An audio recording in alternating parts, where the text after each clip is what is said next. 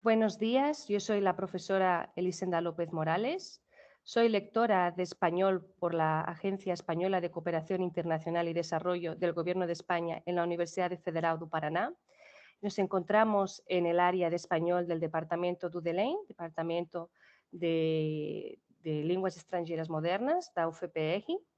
Vamos a proceder a la presentación de un trabajo colaborativo, exigencia de la asignatura Lengua Española 2, del curso de grado de licenciatura en Letras Español o Español y Portugués. El título del trabajo es El poder de la lengua española en el mundo y en el contexto brasileño, y con él pretendemos afianzar conocimiento y difundirlo a todos los interesados, compañeros de nuestra carrera en la universidad, UFPR, a los demás estudiantes de nuestro estado, el Paraná, y al resto de interesados en el país, ya sean del área o no. A partir de ahora voy a proceder a compartir pantalla y voy a dejaros con los 6 estudiantes de español que van a proceder a compartir sus trabajos. Espero que les guste, que les resulte de utilidad y estamos abiertos a sus comentarios. Muchas gracias.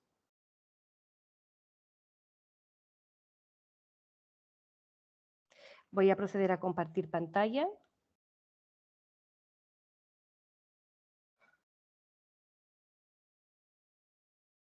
Y bueno, ya podéis empezar. ¿Cómo comienzas? Buenos días, soy Nicolás y antes que hablemos del español de hoy, voy a hablar del español de ayer. El español es una lengua romance originaria de España. España es el nombre dado por los romanos a la península ibérica. Y antes mismo del primer contacto de los romanos con la península ibérica, ya habían pueblos viviendo en la región.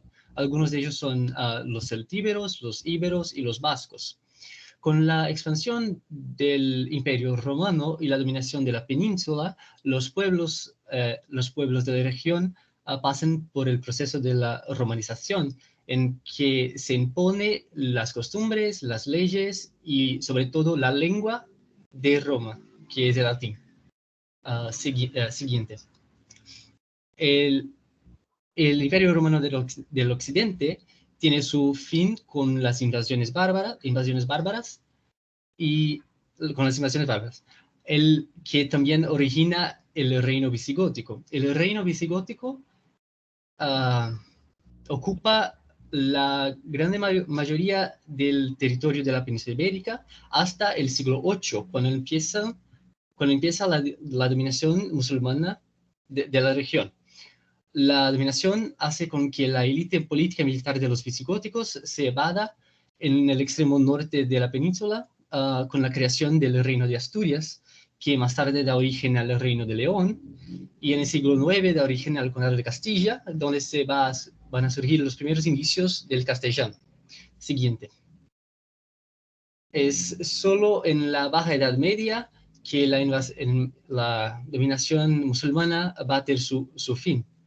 A partir del matrimonio de la reina de Castilla y el rey de Aragón, que van a utilizar la religión católica como una herramienta de unificación y de sus reinos, y la unificación los permite vencer los últimos musulmanes en el sur de la península y los permite empezar la exploración y colonización de territorios ultramarinos. Es en la Baja Edad Media que ocurren algunas mudanzas importantes de la lengua española, como la unificación de los sonidos de la B y de la V, la diferenciación de la F y de la H, y cuanto al léxico, hay la gramaticalización de los pronombres personales nosotros y vosotros, y el surgimiento del sufijo. Es también en la Edad Media, a partir del reinado de Alfonso X, que el castellano va a tornar la lengua oficial del reino. Y pasa a ser utilizado en la literatura y va a recibir su primera gramática escrita por Antonio de Nebrija. Siguiente. En secuencia tenemos el siglo de oro, que empieza en el Renacimiento y es marcado por la transición del Reino de Castilla para el Reino Español y de la lengua castellana para la lengua española. En el siglo de oro, en el reinado de Carlos I, se empieza la dinastía de los Habsburgo. El rey Carlos I hereda reinos en toda Europa, desde la península ibérica hasta el Imperio Austríaco, y más tarde el rey Felipe II hereda el reino de Portugal y sus colonias, resultando en un vasto dominio territorial que se extiende por todos los continentes. El dominio, sin embargo, no entra en decadencia en el recurso del siglo XVII siguiente. El siglo de oro es marcado también por el surgimiento del ceceo y del ceceo, y también por algunos de los mayores escritores de la lengua española, como Cervantes, creador de Don Quijote, Tirso de Molina, creador de Don Juan, y el autor de La Sedición de Tormes. Por su gran extensión y influencia y dominio, el español pasa a influenciar otras lenguas romances, como el francés, y no romances, como el inglés, y por sus territorios ultramarinos pasa a recibir influencias de las lenguas originarias de América. Siguiente. Que en no caso es el fin.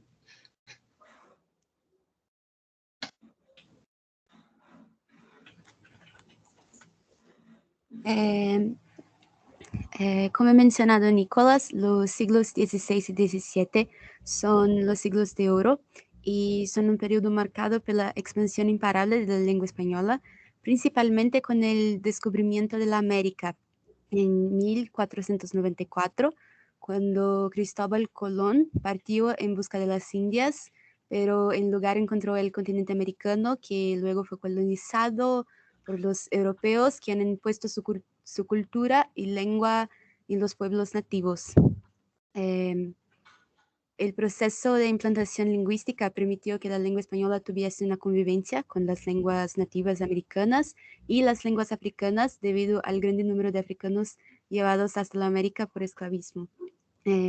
Así, la lengua española fue influenciada por lenguas como el quechua, náhuatl, guaraní, aymara, entre otros. Siguiente. La transición del siglo de oro para el español moderno, marcada por la creación de la Real Academia Española, la RAE, en 1713, con el objetivo de estandarizar la lengua española, así firmando las diferencias entre las variantes del español.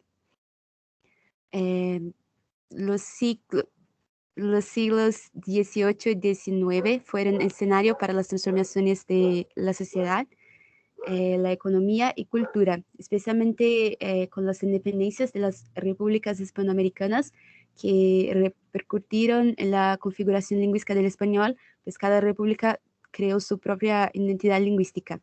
Los movimientos literarios como el romanticismo y el realismo también contribuyeron para la lengua actual. Siguiente.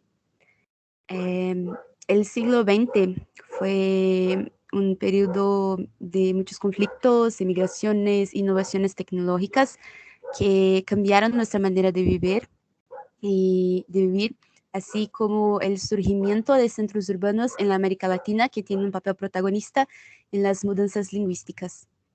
El español contemporáneo tiene una dinámica centrípeta que tiende al centro normativo y a la convergencia de los usos del lenguaje.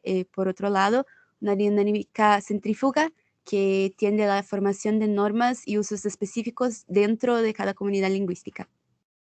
Actuando dentro de la primera dinámica está la Asociación de Academias de la Lengua Española, la SALE, fundada en la Ciudad de México en 1951 con el objetivo de promover la integridad y el crecimiento de la lengua española.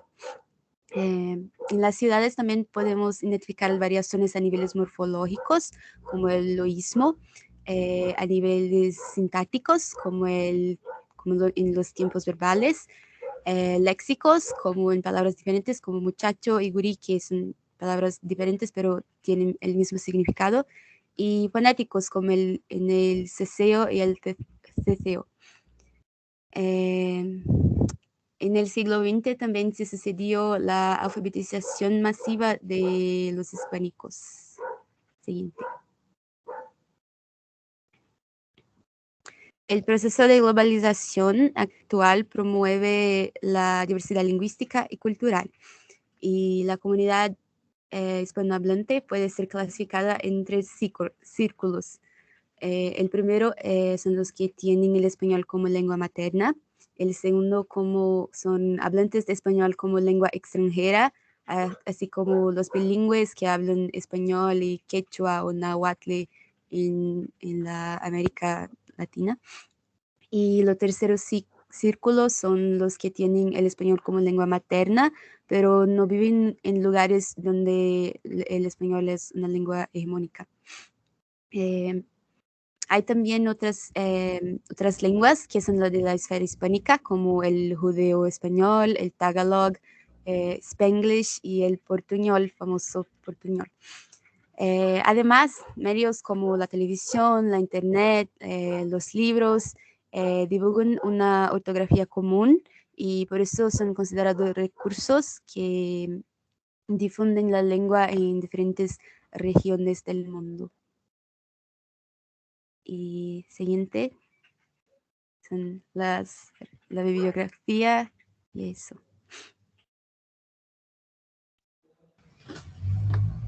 Bueno, soy Yuri y voy a hablar acerca de las cifras o los números de la lengua española y sobre los países que hablan español.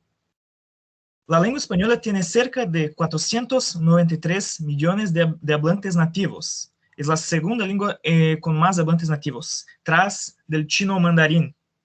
El número de hablantes de español como segunda lengua y lengua de herencia es de 74.7 millones. Los estudiantes de español como lengua extranjera representan 24 millones. Nuestro país, Brasil, es el segundo país con más aprendices de español, tras de los Estados Unidos. Siguiente. Aquí tenemos un gráfico con las informaciones anteriores de nativos como segunda lengua y lengua de herencia y el número de estudiantes de español en millones. Próximo. Tenemos 21 países que tienen la lengua española como lengua oficial. La mayoría está en Latinoamérica, o sea, Centro y Sudamérica. En Sudamérica tenemos nuestros vecinos Argentina, Chile, Colombia, Bolivia, Ecuador, Paraguay, Perú, Uruguay y Venezuela. Tenemos también en la Centroamérica 9 países que hablan español: Cuba, República Dominicana, Puerto Rico, Guatemala, El Salvador, Honduras, Nicaragua, Costa Rica y Panamá. Tenemos también en esta imagen otros 3 países que veremos en la próxima diapositiva. Próxima. Que son la España, en Europa, en la América del Norte, México y Guinea Ecuatorial en la África. Tenemos también otros países que también tienen muchos hablantes de español, pero no es su lengua oficial. Por ejemplo, Estados Unidos, Filipinas en la isla de Zamboanga, Francia, Brasil, Canadá, Marruecos, Belice y Andorra. Próxima. Bibliografía. Siguiendo el habla de Shuri, soy João y hablaré sobre las relaciones, acuerdos, tratados multilaterales en el ámbito económico entre Brasil, el Mercosur y España. Bueno, en Latinoamérica son varios los proyectos que presentan en sus intenciones la integración regional en los ámbitos político, sociocultural y sobre todo económico. Cada una de estas alternativas plantea una diferente identidad colectiva basada en representaciones distintas y vinculadas a sus geografías imaginadas e intereses.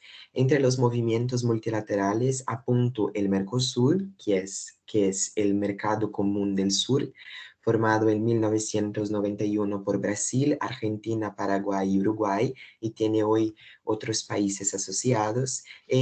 El Mercosur es una zona de libre comercio entre los países miembros, y hay también un activo intercambio cultural, científico, tecnológico y turístico entre las naciones miembros.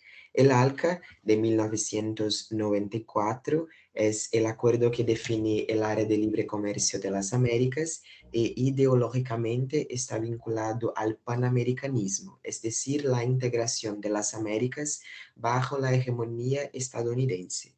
Es una alternativa para algunos de los países latinoamericanos para tentar una posible aproximación a países centrales en el escenario económico mundial. El ALBA, por su vez, es de 2004 y se propone como la alternativa bolivariana para la América. Es una respuesta al ALCA y una alternativa para la integración regional de los países de Latinoamérica y Caribe. Siguiente. La Comunidad Sudamericana de Naciones era alineada a la ideología del latinoamericanismo y deseaba la integración regional frente a la hegemonía estadounidense. La UNASUR, que es la Unión de Naciones Suramericanas, es de 2008 y sustituye la Comunidad Sudamericana de Naciones, permaneciendo con las ideologías del latinoamericanismo. La UNASUR plantea el desarrollo de un espacio regional integrado en lo político, cultural y económico para un posible desarrollo autónomo de los países latinoamericanos. La CELAC es la Comunidad de Estados Latinoamericanos y Caribeños de 2010 y pretende la cooperación económica y política entre los Estados miembros, buscando soluciones propias para los problemas regionales y presentando una política de negociación frente a otros bloques económicos. Siguiente. La Comunidad Iberoamericana de Naciones de 1949 es el movimiento que expresa las ideologías del iberoamericanismo, que sería el movimiento de lo hispánico en los lados del Atlántico. La CIN es muy relevante para la política externa de España, a la vez que se propone como una alternativa de integración de los países hispanohablantes en Latinoamérica, Brasil y la península ibérica. O sea, en esta relación triangular, una de las puntas del triángulo está en la península ibérica con Portugal y España. Hay varias cuestiones que están involucradas en este contexto y una de ellas es el tema del fetichismo lingüístico y las creencias de que los idiomas europeos, tanto el portugués de Portugal cuanto el español de España, son aquellos que poseen cualidades para viabilizar el desarrollo latinoamericano y solucionar sus problemáticas. Por fin, un otro aspecto a ser considerado es la presencia y la proyección de España en Brasil por su valor estratégico, por medio de las compañías multinacionales y de las políticas de promoción internacional del español. Brasil es el país con el mayor número de institutos Cervantes en el mundo, con 8 instituciones, y España es el segundo país a nivel mundial con mayores inversiones en Brasil tras Estados Unidos y el primer en el recorte de la Unión Europea. La lengua española fue instrumentalizada en cuanto un producto para ser la punta de la lanza para la apertura de nuevos mercados, posibilitando el consumo de bienes y servicios asociados a la enseñanza del idioma, de los productos culturales y visando también el ámbito del turismo, o sea, instituciones lingüísticas y culturales como un soporte para los proyectos empresariales. Siguiente. Las referencias bibliográficas. Gracias. Hola, buenos días. Yo soy Khalil y voy a hablar del camino histórico para la enseñanza del español como lengua extranjera en Brasil. Como vimos con Yuri y con João, la lengua española posee gran importancia geopolítica, social, cultural y económica para nuestro país. Así, para ver lo histórico, el panorama histórico de la enseñanza aquí en Brasil, me valgo de un discurso de Márcia Paraqué, intitulado As Quatro Ondas do Hispanismo no Brasil, o Las Cuatro Olas del Hispanismo en el Brasil.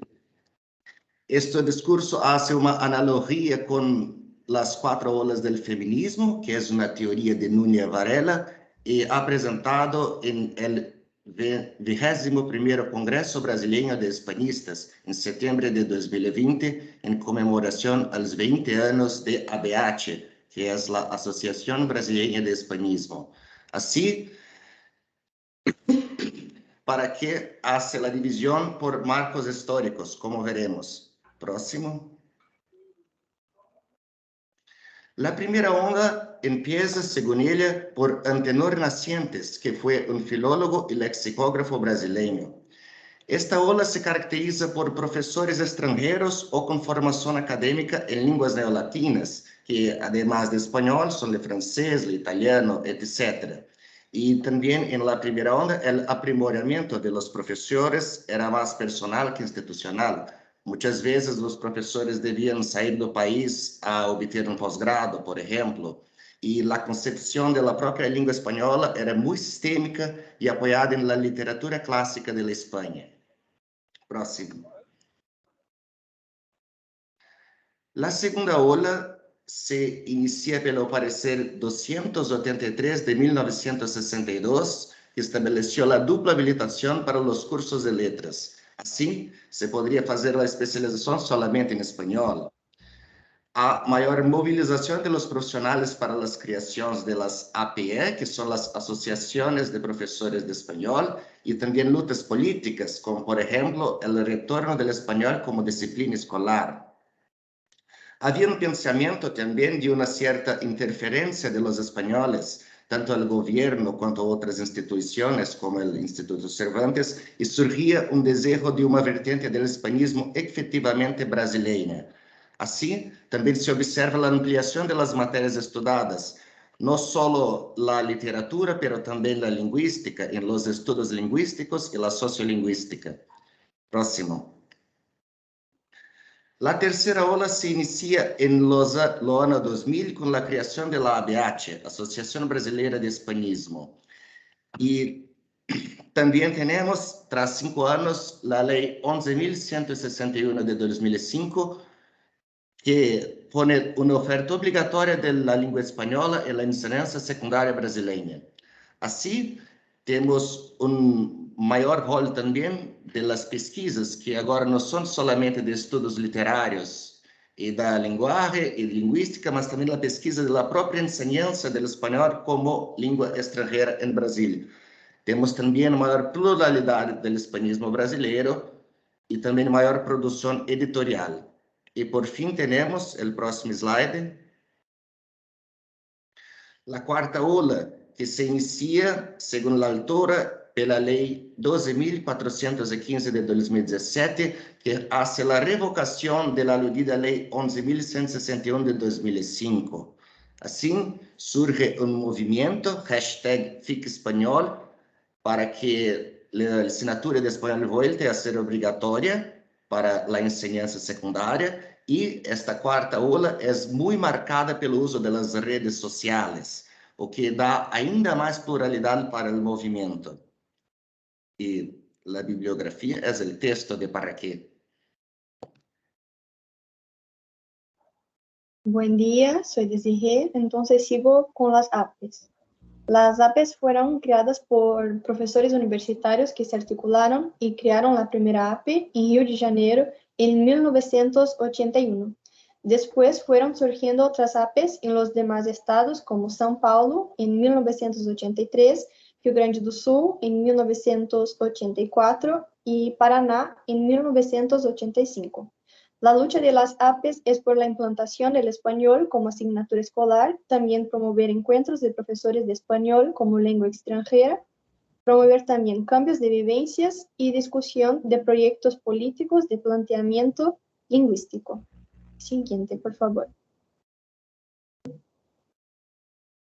Traigo algunos datos del número aproximado de estudiantes de español en la enseñanza superior del año 2020 por país. El Estados Unidos con 712.240 alumnos, la Italia con 61.000, China 34.823 y Brasil con 43.517. El Paraná de Brasil es el tercer estado con más carreras de letras de español-portugués, la licenciatura, con 14 instituciones en el estado. El número de alumnos que concluyeron la carrera superior en 2017 es 293 en el estado de Paraná. Los Institutos Cervantes. Su fundación fue en España en 1991, en Brasil fue en São Paulo en 1998 y en Curitiba el 2007. Su dispersión en América fue debido a un largo interés mercantil de España y también por un esfuerzo de difusión de la lengua y cultura española. Actualmente es presente en 86 ciudades de 43 países. Solo en Brasil hay 8 centros del instituto que, como dijo João, representa el país con mayor número de instituciones del Instituto Cervantes. Tiene como objetivo la financiación, la elaboración y difusión de estudios sobre las cifras del español en el mundo, que es divulgada por medio del informe anual del instituto. Promueve también cursos de L, cursos de formación de profesores de español, el examen de L, diploma español como lengua extranjera y actividades culturales. Siguiente. El movimiento #FICEspañol fue creado en 2016 y es muy activo actualmente en las redes, donde difunde conocimientos sobre la lengua española, sus culturas y cifras, y se opone a la creación de la ley número 13.415 de 2017, que instituye solo el inglés como lengua extranjera obligatoria en la enseñanza básica en las escuelas de Brasil. Entonces, actualmente las APES y docentes se organizan para buscar el apoyo político de políticos, parlamentarios y de las secretarías de educación de Brasil para asegurar el derecho a la enseñanza de español como lengua extranjera. Actualmente acompañó las votaciones de la PEC 03-2021 en noviembre en el estado de Paraná, que fue en la Asamblea Legislativa. Siguiente. Entonces, siempre adelante, creo que sea la frase que resume la lucha de los profesores en Brasil, más específicamente de los profesores de español. Y les dejo acá con una tira de Mafalda, que es un personaje creado por Quino, una chica argentina muy lista, que nos hace reflexionar acerca de política y de la educación. Y las referencias bibliográficas. Gracias.